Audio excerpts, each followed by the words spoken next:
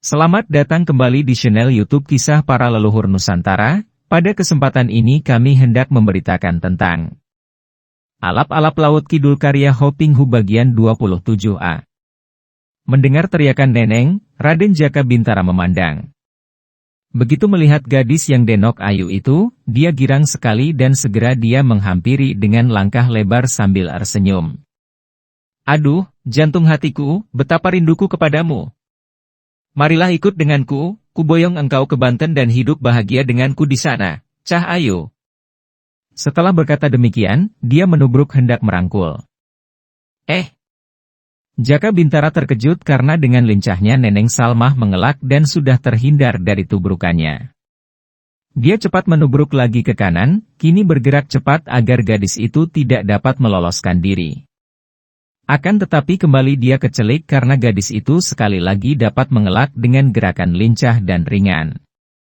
Gerakannya indah seperti kalau sedang menari, namun lincah sekali, bahkan ketika Jaka Bintara menubruk untuk ketiga kalinya, Neneng Salmah tidak hanya mampu mengelak, bahkan tangan kirinya menampar dan mengenai pipi laki-laki itu.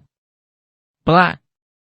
Sayang bahwa Neneng Salmah hanya baru menguasai kelincahan gerak silat Sonya Hasta. Belum menguasai pengerahan tenaga saktinya sehingga tamparannya tidak terasa terlalu keras bagi Jaka Bintara yang memiliki tubuh yang kuat. Namun hal ini cukup mengejutkan Jaka Bintara di samping rasa penasaran. Maka dia lalu berusaha sekuatnya untuk menangkap dan meringkus gadis itu.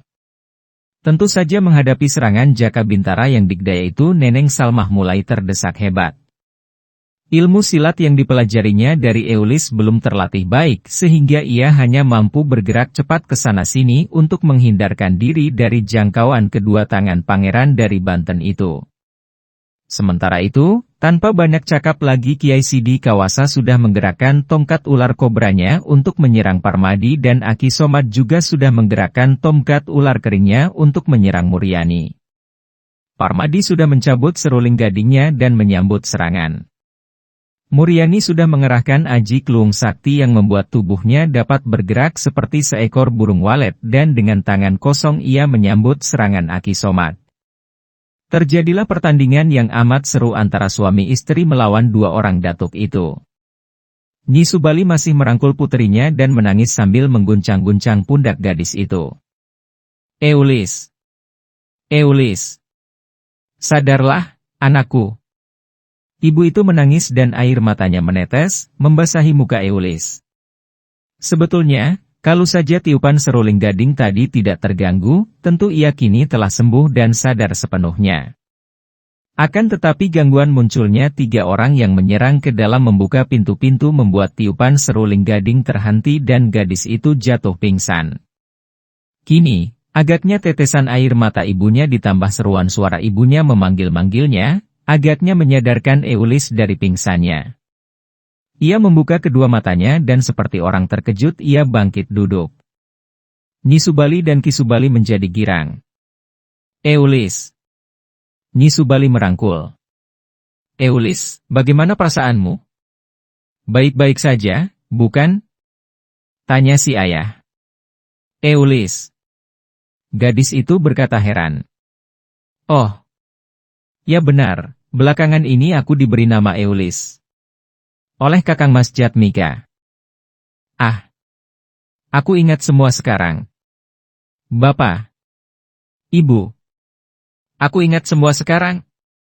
Ia memandang ke kanan kiri. Di mana Kakang Mas Parmadi, Bakayu Muryani dan Neneng? Tiba-tiba ia mendengar berdencingnya senjata beradu di luar rumah. Apa itu? Siapa yang berkelahi? Nyi Subali merasa girang bukan main. Sulastri. Akhirnya engkau mendapatkan kembali ingatanmu. Lastri, anak Mas Parmadi bersama istrinya dan Neneng Salmah berada di luar menghadapi tiga orang yang aneh dan kelihatannya tidak berniat baik terhadap Neneng. Apa? Sulastri yang sudah mendapatkan kembali ingatannya itu melompat turun dari atas pembaringan dan cepat ia mengambil pedang pusakanya, yaitu pedang naga wilis yang dulu oleh Lindu Aji dikembalikan kepada Ki Subali dan ketika Sulastri pulang, Ki Subali menyerahkan pedang pusaka itu kepada anaknya. Sulastri senang memilikinya dan merasa cocok walaupun ia tidak ingat lagi akan pedang pusakanya itu. Dengan pedang pusaka naga wilis terhunus di tangan, Sulastri melompat dan tubuhnya berkelebat cepat keluar dari rumah. Ki Subali dan Nyi Subali dengan khawatir mengikuti keluar rumah. Setelah tiba di pekarangan ia melihat Parmadi sedang bertanding melawan seorang kakek kurus botak yang tidak dikenalnya. Akan tetapi ketika ia melihat kakek yang dilawan Muryani, ia segera mengenal kakek bungkuk berpunuk itu yang bukan lain adalah Aki Somad yang dulu pernah memusuhi pamannya, yaitu Ki Sumali yang tinggal di Loano. Ketika itu Aki Somad kewalahan melawan Lindu Aji dan sekarang kakek itu melawan Muryani yang memiliki ilmu silat yang amat ganas. Melihat ini, ia hendak membantu Muryani, akan tetapi ketika menoleh ia melihat Neneng Salmah sedang kewalahan didesak oleh seorang laki-laki berpakaian bangsawan yang gagah. Jaka Bintara semakin penasaran karena belum juga mampu meringkus gadis yang membuatnya tergila-gila itu, akan tetapi setelah tahu bahwa Neneng Salmah hanya pandai mengelak saja akan tetapi tenaganya lemah, dia merasa yakin bahwa sebentar lagi dia akan mampu mendekap dan memondong tubuh yang denok itu. Neneng Salmah, manisku, mari biarkan dirimu kupondong. Aku rindu sekali padamu, sayang. Katanya sambil menubruk lagi.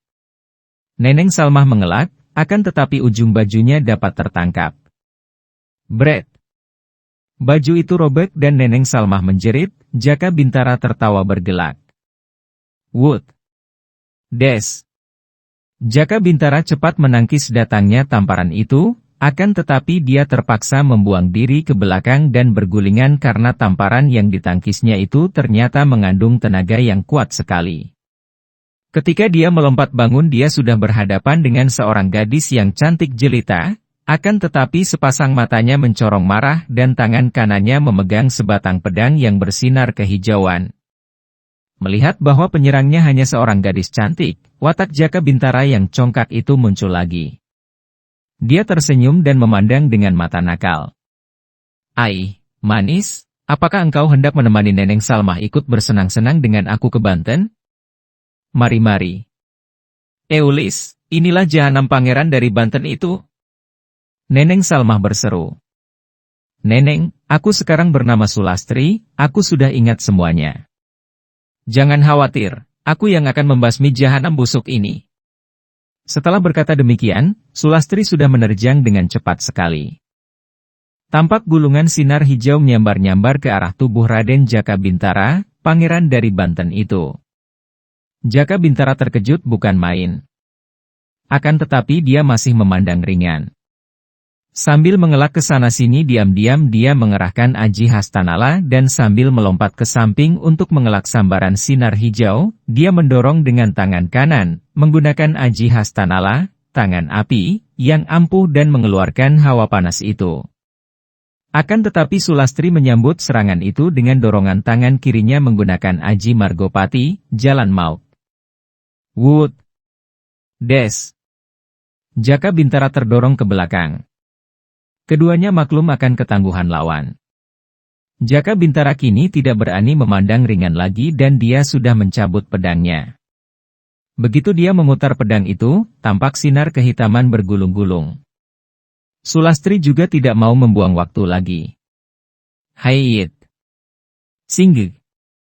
Sinar hijau berkelebat dan ia sudah menggerakkan pedangnya menyerang. Jaka Bintara juga menggerakkan pedangnya menangkis.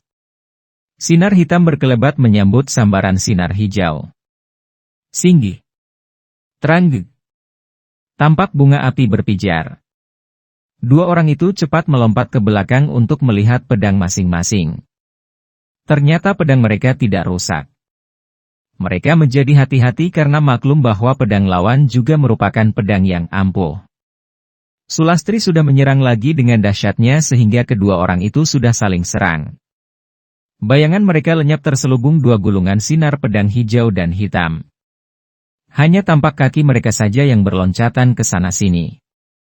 Sementara itu, pertandingan antara Parmadi dan Kiai Sidi Kawasa juga terjadi seru. Beberapa kali Kiai Sidi Kawasa mengeluarkan aji-aji kesaktiannya yang hebat seperti Aji Analabanu, Sinar Api, Aji Hastanala, tangan api, dan bentakan-bentakan yang mengandung kekuatan sihir. Namun semua itu dapat ditandingi Parmadi.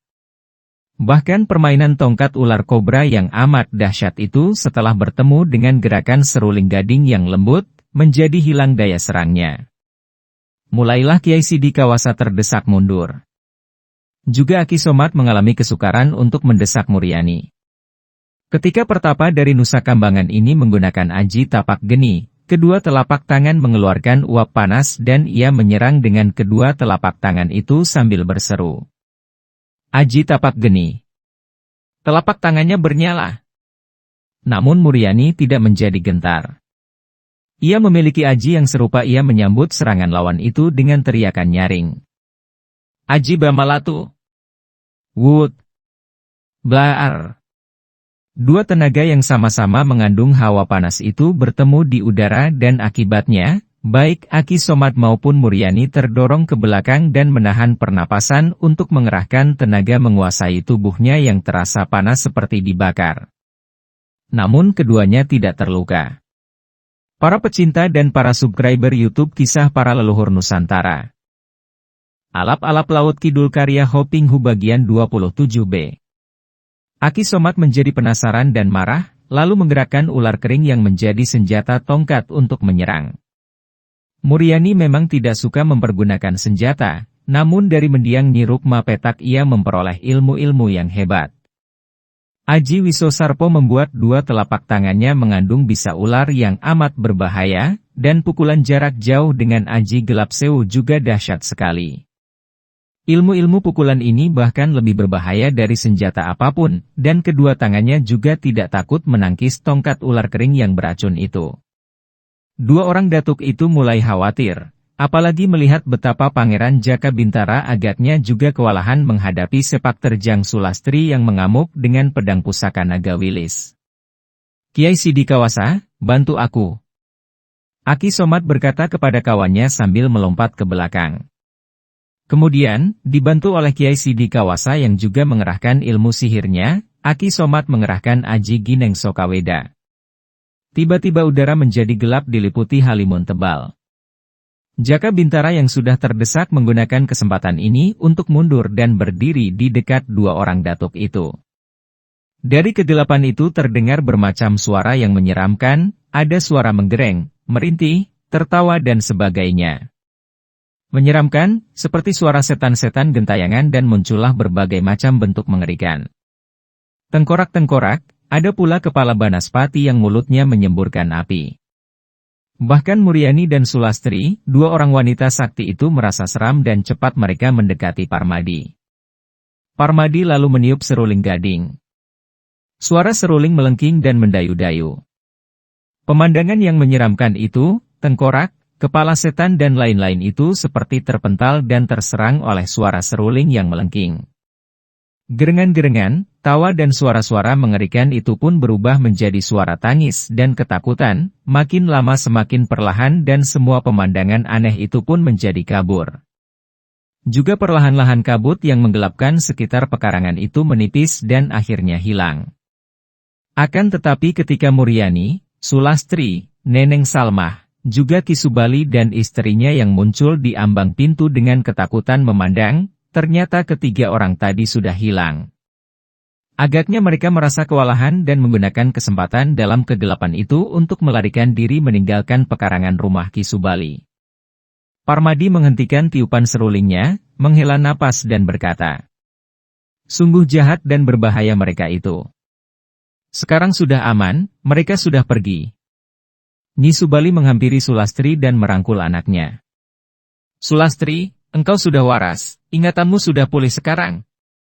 Terima kasih kepada Gusti Allah." Sulastri balas merangkul ibunya dan merasa berbahagia sekali, lalu menoleh kepada Parmadi dan berkata, "Ibu, kita harus berterima kasih kepada Kakang Mas Parmadi dan Bakayu Muryati, Kakang Mas Parmadi yang telah memulihkan ingatanku dengan seruling gadingnya." "Engkau keliru, Adi Sulastri dan ibumu lah yang benar. Kita harus berterima kasih kepada Gusti Allah karena sesungguhnya, Sang Maha Penyembuh itu hanya Gusti Allah. Gusti Allah yang menyembuhkanmu, dengan perantaraan aku dan serulingku." kata Parmadi. Akan tetapi kalau aku harus berterima kasih kepadamu, Kakang Mas Parmadi, Mbak Kayu Muryani dan Eulis. Sulastri. Karena kalau tidak ada Andika bertiga yang mengusir 3 orang jahat tadi, entah bagaimana dengan nasibku. Aku pasti telah mereka tawan dan bawa pergi. Kata Neneng Salmah dengan terharu. Sama saja, Neneng. Kata Muryani.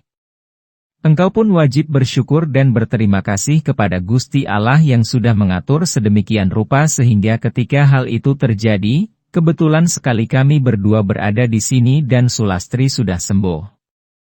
Pada saat itu, Ki Salmun datang berlarian. Ketika dia sedang bekerja di ladang, dia mendengar dari seorang tetangga bahwa di pekarangan rumah Ki Subali terjadi perkelahian. Dia cepat pulang dan mendapatkan Ki Subali sekeluarga dan 2 orang tamunya sedang bercakap-cakap di serambi rumah. Dia segera mendengar semua yang telah terjadi dari Neneng Salmah dan kini Ki Salmun merasa lega puterinya terlepas dari ancaman bahaya, bahkan juga Sulastri telah sembuh dan pulih ingatannya. Mari kita semua masuk dan bicara di dalam. Lastri, Neneng, cepat membuat hidangan untuk menghormati kedua orang tamu kita. Sembeli 2 ekor ayam. Perintah Ki Subali dengan gembira. Mereka semua masuk ke dalam dan 2 orang gadis itu dengan gembira. Mereka segera sibuk di dalam dapur, akan tetapi Neneng Salmah melihat Sulastri terkadang seperti orang melamun, terkadang mengerutkan alisnya seperti orang murung. Hei, Lastri, kenapa engkau melamun saja? Neneng Salmah menepuk pundaknya menggoda. Sulastri menggeleng kepala lalu mencubit lengan Neneng Salmah. Ih, cerewet amat sih kamu. Nanti saja kita ngomong-ngomong, sekarang bukan waktunya ngobrol, pekerjaan banyak. Hayo cepat sembelih 2 ekor ayam itu. Neneng Salmah bergidik. Wah, aku tidak tega, Lastri. Selama hidup belum pernah aku menyembelih ayam.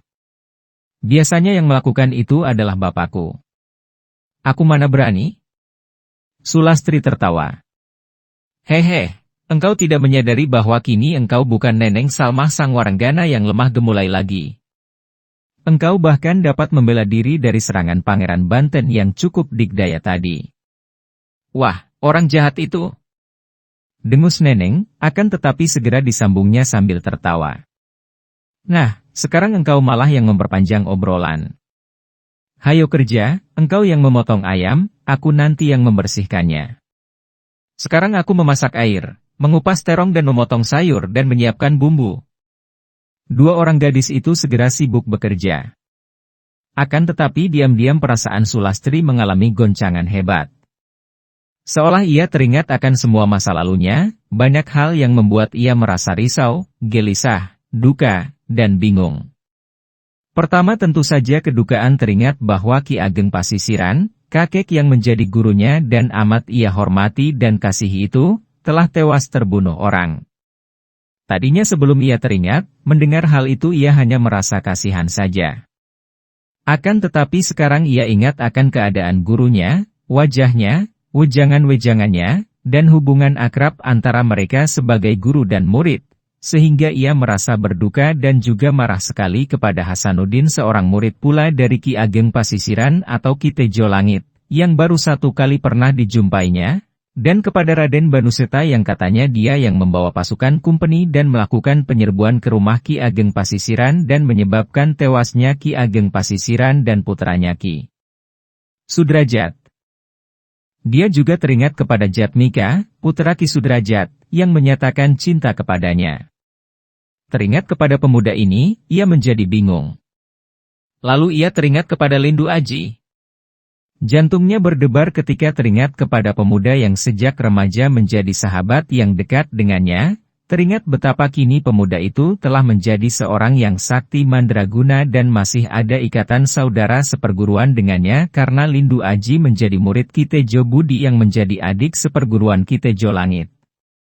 Namun begitu ia teringat akan pengakuan Neneng Salmah betapa gadis yang disayangnya seperti saudara sendiri itu jatuh cinta kepada Lindu Aji. Ia menjadi gelisah, duka, penasaran, dan bingung.